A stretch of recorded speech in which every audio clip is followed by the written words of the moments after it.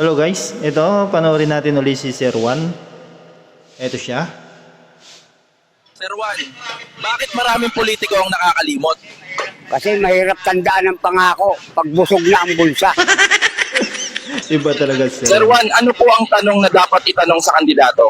Hindi anong maibibigay mo, kundi ilang taon ka naming pagdurusahan. Sir, bakit laging may artistang endorser ang mga kandidato? Para kahit pangit ang plataforma, maganda pa rin sa poster. Sir Juan, dapat po ba ang politiko may diploma? Hindi. Mas okay kung may konsensya kahit walang papel. Ito yung nakakatawa kay Sir Juan eh. Kapag ka tinatanong siya, mabilis sumagot. Parang ang bilis ng utak. Iba talaga kapag kargado eh. Yung laging active. Tuloy natin. Sir, naniniwala po ba kayo sa unity? Oo, pag may ayuda. Yeah. Pero sa politiko, kahit hindi eleksyon, kanya-kanyang siraan ulit. Sir Juan, kung ikaw ang Pangulo, anong una mong gagawin? Magtatayo ako ng waiting shed sa Malacanang para sa mga pangakong di pa dumarating. Sir Juan, anong reaksyon nyo sa mga Maganda rin yun eh. No?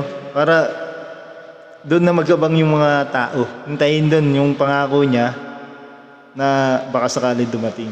At tuloy natin. nyo sa mga project na di natatapos? Parang relasyon, inumpisahan, iniwan, tapos sisihin yung neck. Sir, anong tingin nyo sa politikong nagbabagong anyo tuwing eleksyon? Parang transformer.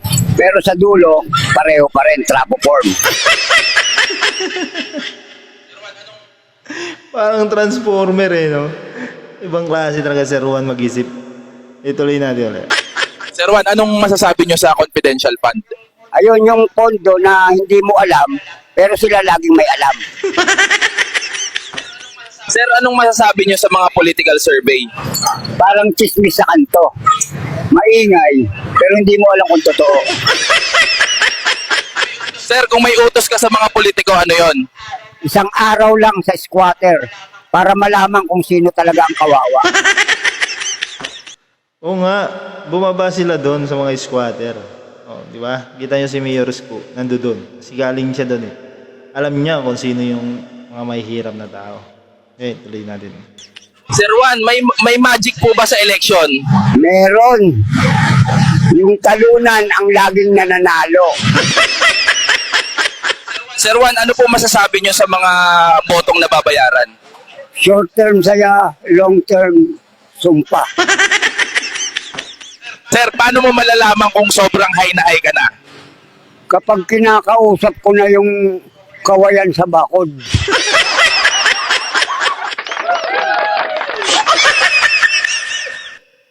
Ano na?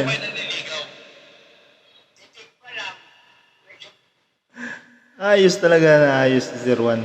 Ayun guys, maraming salamat. Sana nagustuhan niyo yung mga sagot ni Sir Juan. Ayun, kung nagustuhan niyo guys, follow niyo ako dyan sa aking YouTube channel para updated tayo dito kay Sir Juan. Maraming salamat. Saka doon din sa may-ari ng video. Salamat sa iyo.